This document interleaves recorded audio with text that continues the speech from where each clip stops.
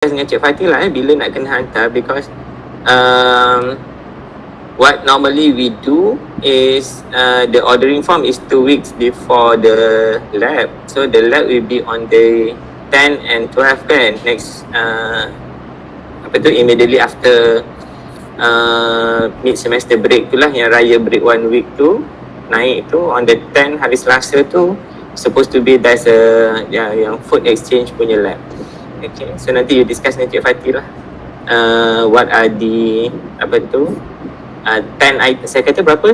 8 to 10 items food items based on your itulah individual group tu. Okay, alright, so today I will continue with our next type of diet or diet modification, which is texture modification.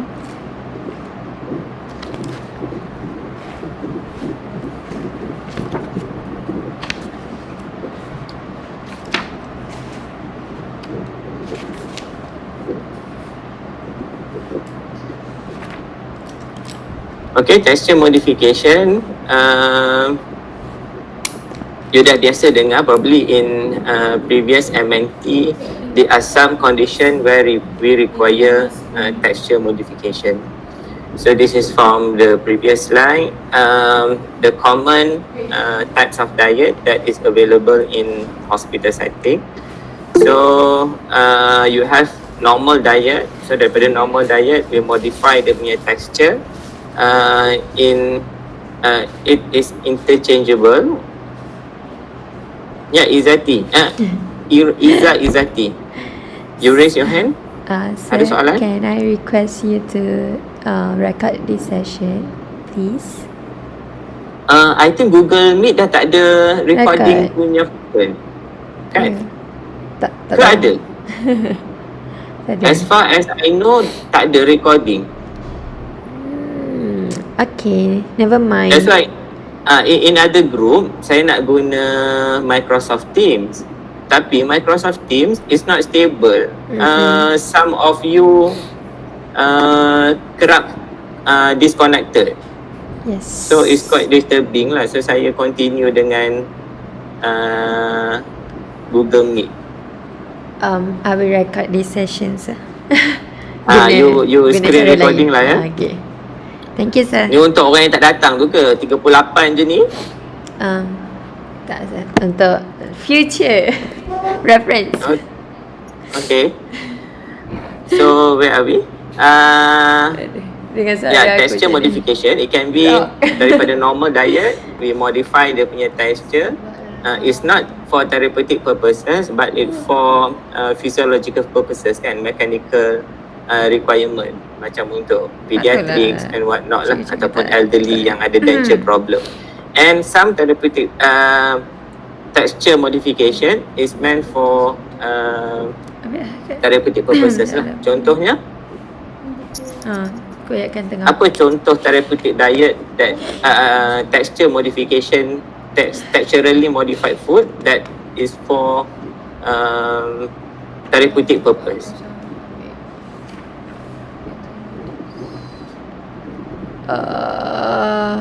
Intermittent feeding.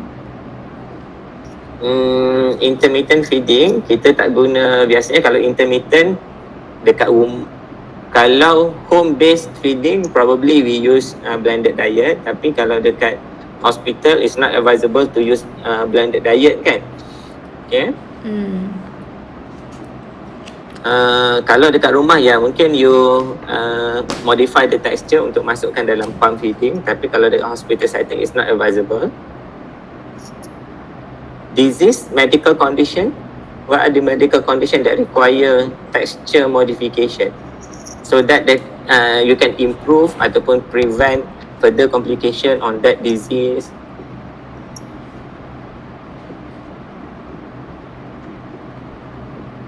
Biasanya untuk kes yang macam mana you perlukan texture modification?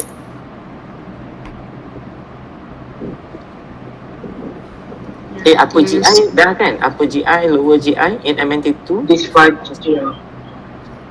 those with swallowing difficulty kan, dysphagia. Okay, kita nak prevent dia daripada aspiration kan, pulmonary aspiration. So we modify dia punya texture. Dia punya, kalau macam air pun kita either you make it thick ataupun thin for therapeutic purposes lah. Okay, so what is texture? Texture is properties of a food that are sensed by touch in the mouth or with your hands lah. So kalau kita makan dengan tangan, we can sense the different texture of food. So it is important for the enjoyment and acceptability of food. For instance, enjoyment tu maybe in some cases, kalau macam orang sihat kan, kalau dia orang sihat, bila you terasa you nak makan bubur nasi baru you buat bubur kan. Tapi kalau you sihat, you boleh mengunyah, most of the time you don't want to eat rice porridge. Betul tak? Tak betul Itu pendapat saya sahaja lah. Betul. Kan, because we experience lah, kalau orang tu dekat hospital, kalau tiba-tiba je dia dapat diet yang salah kan, dia dapat bubur nasi kan, terus dia refuse lah. Dia kata kenapa dia dapat bubur kan, dia boleh mengunyah, dia nak enjoy the eating punya proses tu kan. Okay, kalau you nak makan bubur pun, in your porridge tu biasanya you have different texture of dia punya condiments tu kan. Biasanya ada kacang tanah, ada ikan bilis goreng, so ada mungkin sayur jeruk kan. So you have yang cruciferous, you have yang crunchy, you have soft texture, macam mungkin ada tofu dekat dalam you punya makanan kan. So you have different texture bila you makan. Okay, acceptability, macam contohnya kan, you nak makan durian, tapi you dapat durian yang Keras. muda, yang nampak color cantik kuning tapi dia keras. Apa orang panggil apa, mangkor.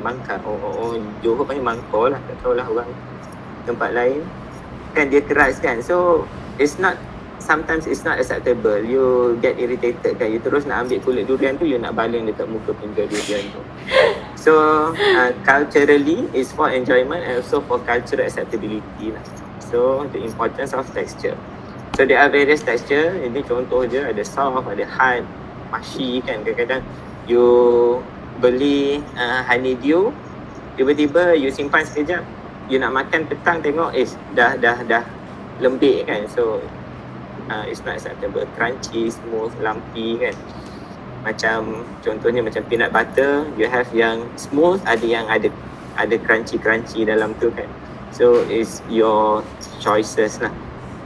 Okay, texture modification of the texture or consistency. It can be either dia punya texture macam consistency tadi, like drinks lah. Okay, ataupun sirap ataupun liquid diet. Ada yang thin, ada yang thick, ada yang towards solid punya texture lah, macam pudding and what not. Okay, relatively same nutrient composition as normal diet. So kalau dia on full texture modified food, dia mesti complete lah. Dia punya nutrient composition, dia punya kalori, dia punya nutrient mesti fulfill dia punya daily requirement kalau dia on long term kan. Kalau dia untuk transition diet for temporary kan, dia transition daripada, mungkin dia just put off daripada enteral feeding. So doktor akan start dengan soft texture, dia nak stimulate dia punya swallowing punya proses kan. So for short term boleh yang tak full dia punya nutrient composition lah. Okay, so normally this is the process bila you transit from NBM ataupun from EN or PN into kita punya ultimate goal in nutrition support. The ultimate goal is to ensure patient boleh consume normal diet kan, can eat normally, dia punya chewing process, dia punya swallowing process tu back to normal. Okay. So daripada NDM atau EN atau PN, some cases daripada PN dia akan bagi enteral nutrition dulu, or in some cases daripada parental nutrition immediately terus start dengan oral diet. So biasanya kena start dengan clear fluid dulu. Clear fluid just to stimulate balik dia punya oro proses, dia punya elementary system kan, nak dapatkan balik that peristalsis dan sebagainya lah. Dan bila dia okay dengan clear fluid, they start dengan nourishing fluid, then mungkin blended diet ataupun means, then soft to normal diet. But sometimes dia not necessarily on this sequence lah. So kalau macam dia boleh dengan clear fluid, then dia punya oro status, dia punya denture status is normal, mungkin boleh terus start dengan meat ataupun terus start dengan soft diet. Kadang-kadang tak perlu follow this individual steps lah. What is clear fluid? Tahu lah, clear fluid by dia punya terminology pun is clear, but sometimes sama ada dia transparent ataupun semi-transparent. Liquid form in room temperature. So kalau macam mungkin bila but sometimes kita bagi juga ice, depends lah on the situation. Okay, easily digest, so maksudnya dia ada minimal amount of calorie lah. Dia boleh ada simple calorie dekat situ, either carbohydrate or fat, and minimal residue or minimal or no residue lah. Okay, then the purpose is for maintaining hydration status. So at least kalau dia on fluid resuscitation on IV drip, by providing clear fluid, kita boleh kurangkan sikit daripada dia punya IV drip lah. And most of the time is for short term, sebab kita tahu dia low in calorie tadi lah. Okay. Indication is for post-op patient, biasanya yang lepas post-operative, because after anesthetic punya procedure, patient punya body function akan slow kan, dia punya peristalsis and what not. So just to stimulate lah dengan clear fluid. Before nourishing fluid introduced, ialah the step. So kita kena start dengan clear fluid to stimulate.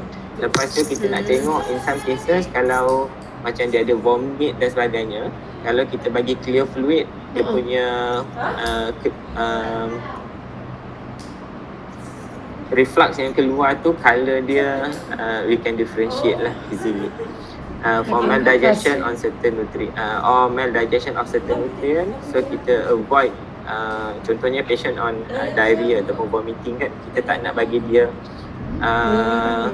complex food yang ada tinggi dengan protein dan fat, so kita bagi clear fluid dulu lah. Sorry, aku terpaksa buka mic because aku buat either orally or via tube feeding ya. So these are the example lah, macam beside tahu clear fluid, kalau dekat hospital biasanya akan start dengan H2O lah, dengan air. Tapi sometimes you boleh bagi dengan sup, tapi you kena strain lah. Semua yang ada texture macam daun-daun ni, you have to strain. Ambil dia punya sup sahaja. It's not too oily. So kalau sup too oily, yang dia punya fat tu you kena skim out lah, kena discard. Okay. Sirap ataupun cordial, dia nampak transparent kan, dia walaupun ada colour, ada pigment colour, tapi it's transparent. Glucose drink biasalah kita bagi, or honey, kita dilute dengan water to provide some calorie tadi, to maintain dia punya hydration, as well as provide some simple calorie lah yang senang digest. Okay, macam fruit juices. So fruit juices sometimes kita guna juga, tapi juice yang tak ada pulp, contohnya macam orange juice is not advisable lah, sebab orange juice dia banyak dengan dia punya pulp, kemudian fruit juices pun sometimes kalau yang diluted is okay sebab dia kalau yang normal ataupun concentrated tu dia high in sucrose, so require more metabolism lah. Okay. Oh, this is modular product lah. Macam air bali, so like apa lagi cereal yang ada biasa air bali kan, so air bali pun you have to strain lah. Dia punya beras bali tu tak boleh, dia punya air bali is okay tapi kena dilute juga. Alright, next is nourishing fluid. Selepas clear fluid, nourishing fluid, liquid form in room temperature. So biasa nourishing fluid ONS yang kita pakai adalah liquid in room temperature lah. It can be complete or incomplete. Complete maksudnya kita guna yang commercial lah. Incomplete macam ada nourishing fluid like susu ataupun malted drinks. Polymeric elemental, this is for ONS lah. For short term, short term is for transition. Ataupun sometimes nourishing fluid we can provide untuk long term punya usage juga. Patient with swallowing difficulty, transition or but it must be in good GI function lah sebab dia lebih complex, require digestion and metabolism lah. Powdered drinks, yogurt for short term, EM product for long term, either as for supplement ataupun to top up dia punya food intake tadi, ataupun as to stimulate juga introduction to complex punya calorie and nutrient requirement, or as a full dia punya feeding lah, depends on the situation. Malted drinks, malted ice cream yang not so solid lah, macam ice cream yang dah cair. Yogurt drinks or yogurt, enteral nutrition product, susu, it can be different lah.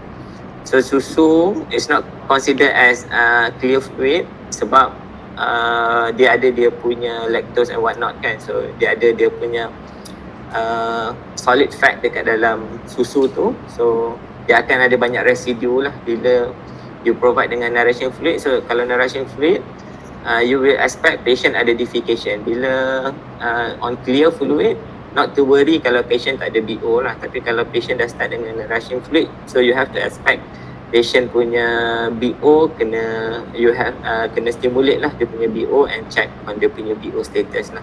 Okay. EM, so sometimes daripada clear fluid terus start dengan enteral formula. Kalau patient tu we plan for long term punya nutrition support based on enteral product. Tapi kalau kita tahu patient tu tak perlukan nutrition enteral product, kita nak cepat on ataupun patient doesn't require lah the indication of nutrition support tu, we can start dengan nourishing fluid dan jump to blended ataupun soft diet lah. Tapi kalau on long term, sometimes daripada clear fluid tadi terus ke enteral formula. Blended diet, Clear fluid terus ke? dia tahulah daripada terminologi ni, daripada soft diet ataupun food that cook in soft punya texture, dan kita blend lah to get dia punya lebih smooth punya texture. So ada kalau untuk transition pun boleh daripada nourishing fluid dan kita start dengan blended diet, ataupun biasanya is more on normal diet for certain age group lah, like for pediatrics and what not. Okay. Ataupun tadi kalau patient on enteral feeding, but that enteral feeding tu bukan untuk transition diet tadi lah. Kalau home base, biasa kita boleh buat blended diet. Kalau dekat hospital, because of hygienic purpose, lepas tu dia punya hanging time, so daripada kitchen to ward, kita tak encourage on blended diet lah. Sebab dekat lagi satu dekat hospital, biasanya commercial enteral formula tu is easily available compared to kalau macam tahun 70-an, 80-an tu mungkin susah nak dapat and not many option. Tapi kalau untuk enteral feeding, if in hospital, patient admitted in hospital, kita provide dengan enteral formula. Okay, blended diet, so dia punya tekstur macam ni lah. Kalau untuk yang single form kan, kalau macam untuk baby food and what not, so Wasabi. dia biasanya from one source of food lah. So mungkin kita nak introduce mungkin hari tu for morning kita bagi dengan cereal, then untuk 3 hour later kita bagi mungkin nak introduce dengan vegetables, lepas tu dengan fruits kan. So it's individual food lah, so nampak more presentable compared to kalau you mix semua for adult lah contohnya. Okay, yang ini untuk adult. So kena ada dia punya protein, dia punya protein, dia punya cereal, Geram dia dia nak makan. punya carbohydrate and also vegetables lah. So kena complete. Okay, but in terms of consistency, so it depends juga. Kalau macam kan kalau in this dysphagia diet dia ada different levels of requirement. Depends on dia punya toleration to fluid tadi kan, ataupun consistency lah. Ini nampak macam lebih runny, yang ini macam lebih concentrated kan. Okay. So in puree diet, so there are some food that you have to avoid lah. Kalau macam vegetables, what part of vegetable that suitable, dan dia punya cooking method. Right. So kalau macam fruits, kena pilih yang before you nak puree tu, kena pilih fruits that soft in nature kan biasanya. Macam mango, papaya, banana is more suitable lah compared to kalau you guna guava ke jarang. Ataupun macam watermelon tak boleh nak buat puree kan. You kena add in thickening agent pula kalau nak buat macam puree diet. Grains, so how you process lah the grain to make sure dia soft lah ataupun dia lebih smooth. Between kalau contohnya macam whole meal bread dengan white bread kan, which one is more suitable kalau you nak gunakan untuk blended diet. Okay, dairy product,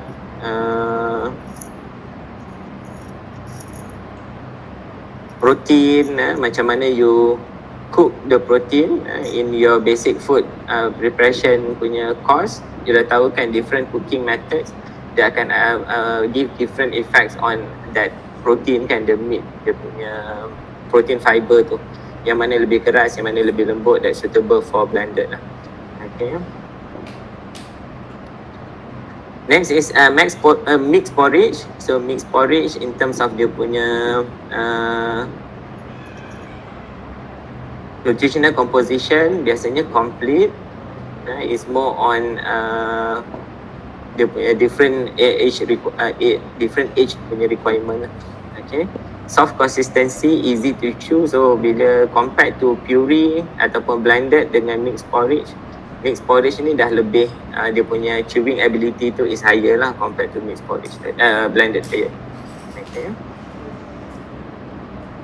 So tahulah all different types of nutrient tu, dia punya food is there lah.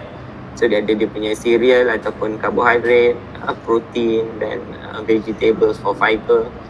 Okay, so kalau macam sama juga macam blended diet tadi, kalau yang untuk sayur tu the fibrous part, kalau macam dia punya stalk and what not tu kita tak ambil lah. Biasa kita guna the leafy part ataupun vegetable, root vegetable lah biasanya kan. Bila kita boil tu, bila kita ada cooking process, dia lebih lembut lah compared tu kalau macam batang sawi ke, kalau macam apa tu ditegat tu apa, peria kan. Petola is softer tapi you have to skin lah, buang dia punya kulit. Kalau macam peria tu, even kalau you boil pun you need more chewing process kan.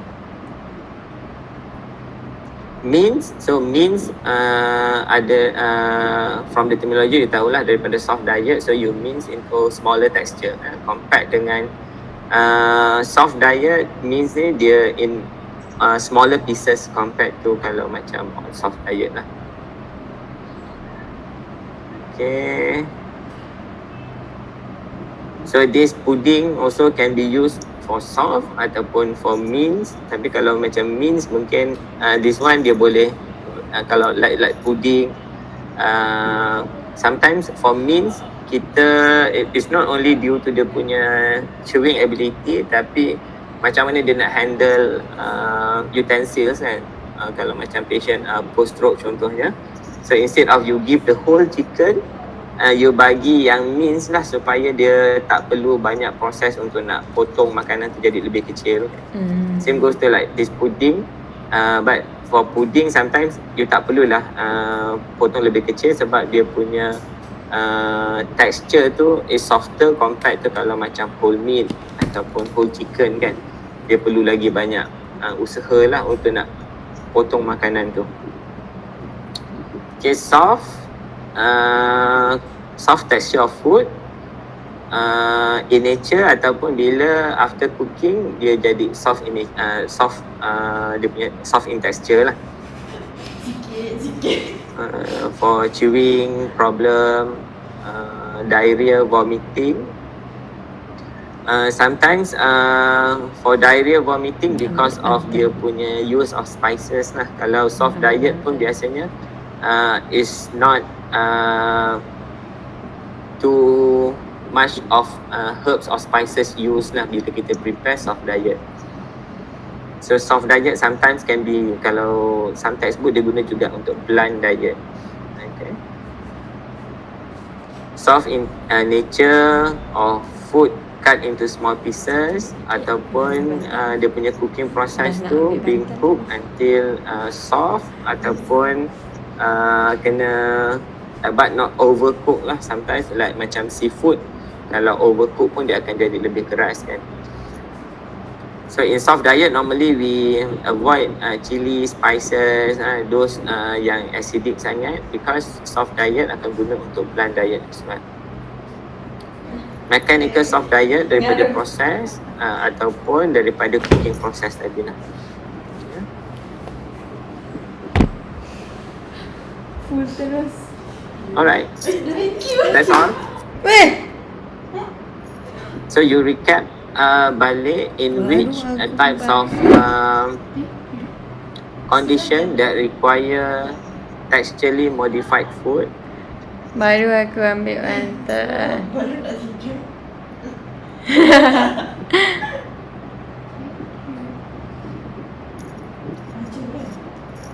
Okay, so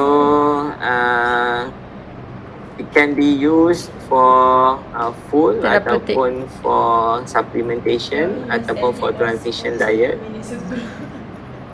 Sikit-sikit. Okay, so kalau in some cases it's not only for oromotor punya difficulty, sometimes daripada dia punya functional punya purpose as well lah. Kita provide macam tadi soft diet for instance kan, ataupun mince diet. Then blenderized diet, macam mana you nak maintain dia punya consistency. You want to control dia punya volume, for instance 1800 calories punya meals. Kalau you provide dengan soft ataupun blended diet, biasanya require more volume kan. For instance like one exchange of porridge is 1 cup compared to kalau rice is half.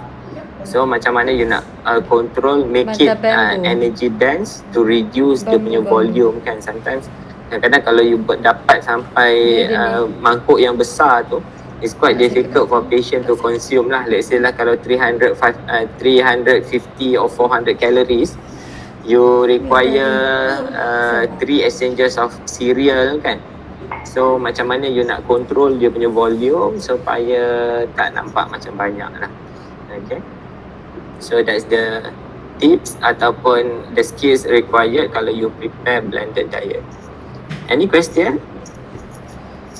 No question so far, sir.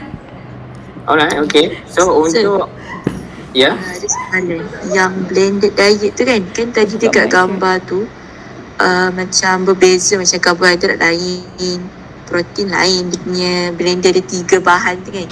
Ada Okay. Kalau yang atas tadi sir, kalau contoh kan, kalau nak blended yang ada 3 kan, kalau contoh nak gabung semua blended sekali boleh ke sir? Ke memang kena asingkan? It depends on you punya patient alertness lah. Kalau orang tu Tak campur alert, lah. sometimes dia tak nak campur.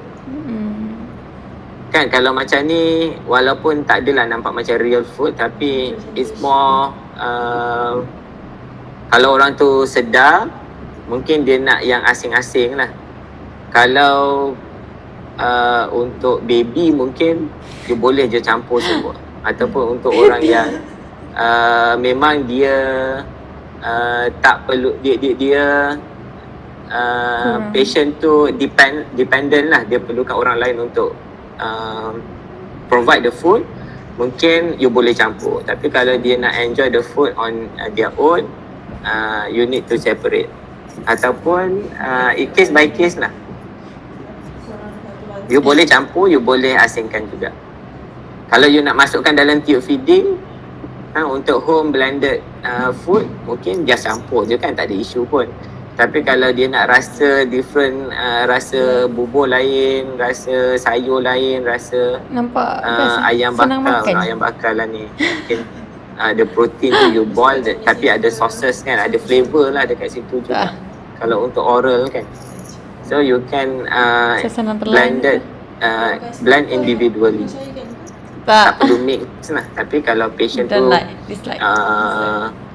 Aku yang tak suka sedar, berai, tak sedar lah. like Kalau you nak bubur. insert into tube, tak perlulah individually, you can blend together juga macam in one. Faham saya? Apa tu? You want Combine semua lah. Tapi you will expect lah bila you combine ni, yang mana yang akan dominant colour kan. You blend dia punya cereal tu, cantik je nasi kan. Bubur nasi tu you blend, you put a little bit of oil, lepas tu masukkan dengan protein, telur ke. Tapi bila you masak sayur, definitely colour dia akan jadi hijau lah. Okay? Alright, thank you So sir. case by case ha. Sir nak tanya, Okay? contoh kalau untuk blended diet kan, kalau kita nak diet tu mestilah macam kita add on some fluid kan, so kena take into account dia punya fluid intake juga. Sama apa? Fluid?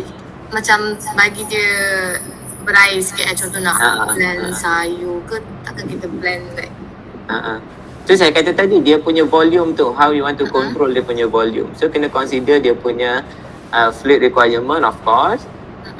Dan bila you dah masak that product tu, contohnya macam tadi bubur kan, how you prepare the bubur. Kalau nak maintain dia punya volume, kemudian bila you nak blend sayur, mungkin you kena blanch dulu sayur tu, make it soft, then baru you blend lah, supaya tak adalah sayur tu yang half cook ke baru you nak blend, then you require more fluid kan. Kalau sayur tu you dah blanch, kemudian you pilih the soften part lah. Ataupun contohnya you make sure sayur tu betul-betul lembut bila you boil ataupun blanch. Tapi ada isu dekat situ in terms of dia punya nutrient punya, how you want to keep nutrient kan. Sebab bila you kukus, you rebus, banyaklah yang dia hilang kan, especially yang water soluble. okay sir. Okay.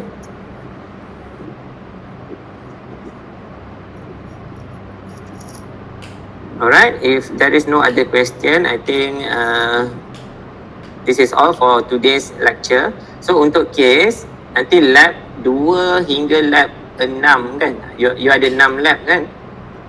So lab 2, this texture modification akan masuk dalam case for the following punya lab. Okay, mungkin lab 2 ada some group, adalah case yang memerlukan texture modification, dan lab 3 different group akan dapat mungkin in terms of calorie modification plus dengan texture modification. Okay. So the following labs tu case will be given next week rasanya. Okay. Alright. So thank you. I think that's it for today. Assalamualaikum. Thank you, sir. Thank you, sir. Thank you, sir. Waalaikumsalam. Thank you, sir. Thank you, sir. Thank you.